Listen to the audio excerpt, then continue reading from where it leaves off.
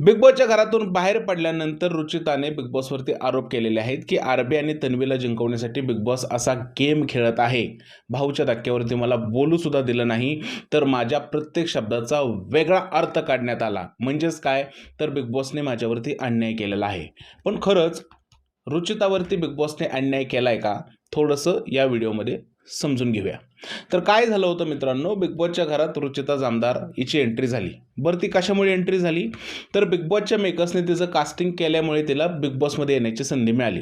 असं तर नाही झालं की रुचिता बोलली की मला बिग बॉसमध्ये जायचं आहे आणि तिकडून देव बोलला तथास्तु किंवा अजून कोणी बोललं तथास्तु आणि डायरेक्ट ती बिग बॉसच्या घरात गेली. असं होऊ शकत नाही ना. तर रुचिताचं कास्टिंग हे बिग बॉसच्या मेकर्सनेच केलं. जसं बाकी 17-18 कंटेस्टंटचं कास्टिंग होतं, तसंच रुचिताचं कास्टिंग बिग बॉसवाल्यांनी केलं. नंतर बिग बॉसनी सगळ्या लोकांना घरात टाकलं, तसं रुचिताला सुद्धा घरामध्ये टाकलं आणि या गेमची सुरुवात झाली. आता गेमच्या पहिल्याच आठवड्यामध्ये रुचिताचा अँगर सगळ्या महाराष्ट्राने बघितला. ज्यावेळेस रुचिता रागवत होती त्यावेळेस ती अपशब्द काढत होती, हे संपूर्ण महाराष्ट्राने बघितलंय.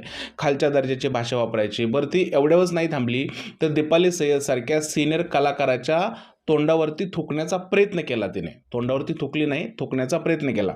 एवढं सगळं झालं. आता एवढं सगळं झाल्यानंतर रुचिताला तर भाऊच्या धक्क्यावरती झटका बसणारच होता. तिला वारंवार हे सांगण्यात आलं भाऊच्या धक्क्यावरती, विशेष करून रितेश भाऊकडून, की रुचिता हे काही बरोबर नाहीये. लोकांना तुमचा आवाज आवडत नाहीये, तुम्ही किर्र आवाज करता. एका पॉईंट नंतर रुचिताने सुधारायचा प्रयत्न केला आणि तो प्रयत्न आपण टी व्हीवरती बघितला. असं नाही की ते बिग बॉसने लपवलं. बिग बॉसने बऱ्याच वेळा दाखवलं की रुचिता आता सुधारायला लागलेली आहे, पहिल्यापेक्षा वाईट शब्द बोलत नाहीये.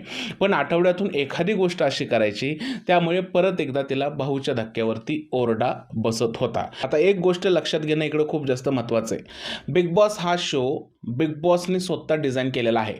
त्या शोमध्ये कोणाला कसं दाखवायचं हा त्यांचा पार्ट आहे. शो एडिट कसा करायचा, तो मनोरंजक कसा बनवायचा हा सुद्धा त्यांचा पार्ट आहे. आता घरातील कंटेस्टंट ज्यावेळेस घरामध्ये जातात त्यांच्याकडून ॲग्रीमेंटमध्ये हे लिहून घेतलेलं असतं की हा शो आम्ही आमच्या पद्धतीने एडिट करणार आहे, त्यामुळे तुम्ही बोलताना जरा जपून बोला, असं स्पष्ट लिहिलेलं असतं. शोच्या सुरुवातीला सुद्धा डायरेक्ट एक लिहून आलेलं असतं की या शोमध्ये जी काही मतं मांडली गेलेली आहेत ती कंटेस्टंटची स्वतःची मतं आहेत, याचा वाहिनीशी आणि निर्मात्यांशी काहीही संबंध नाही, असं सुरुवातीलाच लिहून येतं. त्यामुळे आपण काय बोलायचं, कसं वागायचं, शिव्या द्यायचे की नाही, हे पूर्णपणे कंटेस्टंटच्या हातात असतं. आता ते ज्या गोष्टींना रिॲक्ट करतात तसंच बिग बॉसचे मेकर्स बाहेर आपल्याला दाखवत असतात. आता बऱ्याच गोष्टी आहेत की तुम्ही 10 शिव्या देता आणि नंतर चांगलं बोलता. बिग बॉसवाले काय करतात, ज्या मेन गोष्टी आहेत त्या टेलिकास्ट करत असतं. जसं की रुचिता घरामध्ये कितीही काही लोकांशी चांगलं वागायचा प्रयत्न केले असेल, पण तिचा एकंदरीत ओव्हरऑल स्वभाव कसा चाललाय किंवा ते कॅरेक्टर कसं चाललंय ते दाखवण्याचा प्रयत्न केला जातो. म्हणजे तू 20 शिव्या देणार आणि 2 शब्द गोड बोलणार, तर त्या 2 शब्दाला काही किंमत राहणार आहे का? नाही. लोकांच्या लक्षात शिव्याच राहणार आहेत आणि रुचिताचं तसंच झालेलं आहे. आता दुसऱ्या एका बाजूला येऊया. रुचिताचं असं म्हणणं आहे की तन्वी आरबीला जिंकवण्यासाठी बिग बॉस सगळं हे करत आहे आणि भाऊच्या धक्क्यावरती मला बोलूच दिलं नाही. आता हे स्पष्ट दिसलंय मित्रांनो. ज्या वेळेस घरामध्ये कांड होतात आणि त्या कांडमध्ये तन्वी इन्व्हॉल्व असते, अशा वेळेस भाऊच्या धक्क्यावरती त्याविषयी जास्त बोललं जात नाही. की प्रभूने चावी चोरली, तन्वीच्या कॅप्टन्सीमध्ये चोरली आणि तन्वीला सगळं माहीत असताना सुद्धा तन्वीला या गोष्टीबद्दल काहीच बोललं गेलं नाही. पण रुचिताची इन्व्हॉल्वमेंट कोणत्याही गोष्टीमध्ये थोडी जरी असली तर रुचिताला वारंवार बोललं जायचं, हे तर संपूर्ण महाराष्ट्राने बघितलेलं आहे.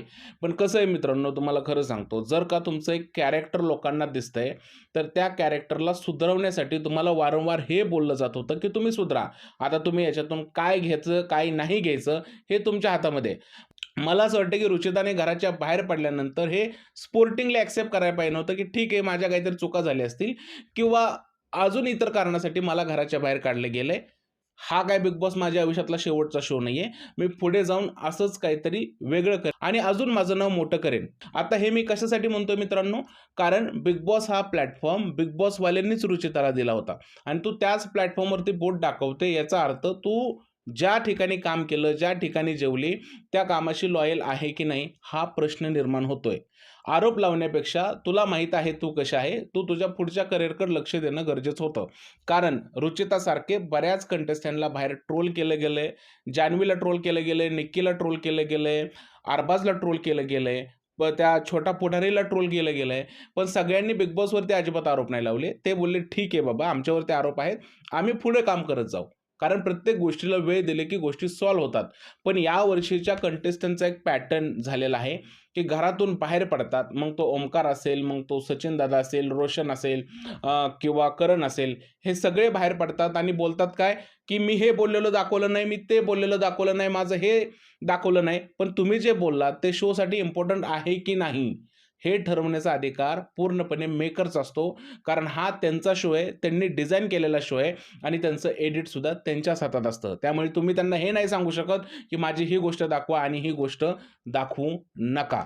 त्यामुळे मला असं वाटतं रुचिता असो किंवा इतर कंटेस्टंट असो, त्यांनी बिग बॉसला नावं ठेवण्यापेक्षा स्वतःच्या करिअरकडे लक्ष देणं गरजेचं आहे. कारण तुमच्या आयुष्यातलं बिग बॉस संपलेलं आहे. आता तुमचं पुढचं करिअर बाकी आहे, तर त्याकडे लक्ष द्या. आरोप-प्रत्यारोप लावून तुम्ही स्वतःचंच नाव खराब करून घेताय. थोडे दिवस तुम्ही चर्चेत राहाल, पण एकदा का वेळ निघून गेली, तर लोकं तुम्हाला विसरून जातील. पुढच्या वर्षीचा सीझन येईल, लोकं परत बिग बॉस बघतील. बिग बॉसला याचा काहीही फरक नाही पडणार.